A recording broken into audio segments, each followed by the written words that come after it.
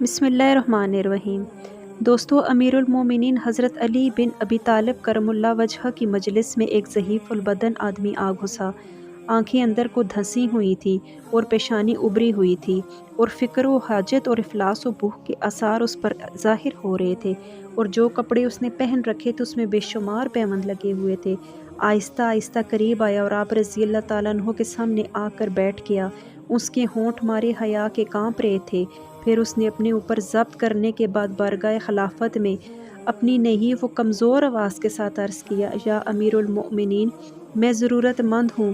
میں نے اپنی حاجت آپ رضی اللہ تعالیٰ عنہ کے سامنے پیش کرنے سے پہلے بارگاہ الہی میں بھی پیش کی ہے۔ اگر آپ رضی اللہ تعالیٰ عنہ میری حاجت روائی کریں گے تو میں اللہ تعالیٰ کی تعریف اور آپ رضی اللہ تعالیٰ عنہ کا شکریہ ادا کروں گا، اور اگر آپ رضی اللہ تعالیٰ عنہ نے میری حاجت پوری نہ کی تو میں اللہ کی تعریف تو کروں گا اور آپ رضی اللہ تعالیٰ عنہ کا عذر قبول کروں گا۔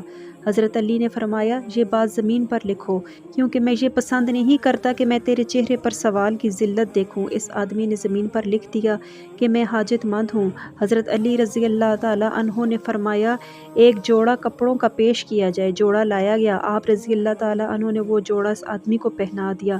پھر اس آدمی نے یہ اشعار کہے، جس کا ترجمہ یہ ہے: آپ رضی اللہ تعالیٰ عنہ نے مجھے کپڑوں کا ایسا جوڑا پہنایا جس کی خوبیاں پرانی ہو جائیں گی، لیکن میں آپ رضی اللہ تعالیٰ عنہ کو حسن تعریف کے جوڑے پہناؤں گا۔ اگر آپ رضی اللہ تعالیٰ عنہ کو میری حسن تعریف حاصل ہوئی تو آپ رضی اللہ تعالیٰ عنہ نے عزت کی چیز کو حاصل کیا۔ جو کچھ میں نے کہا ہے آپ اس کا بدل نہیں ڈھونڈیں گے۔ کسی کی تعریف اس ممدوح کے ذکر کو زندہ رکھتی ہے، جیسے شیر کی آواز میدانوں میں اور پہاڑوں میں زندہ رہتی ہے۔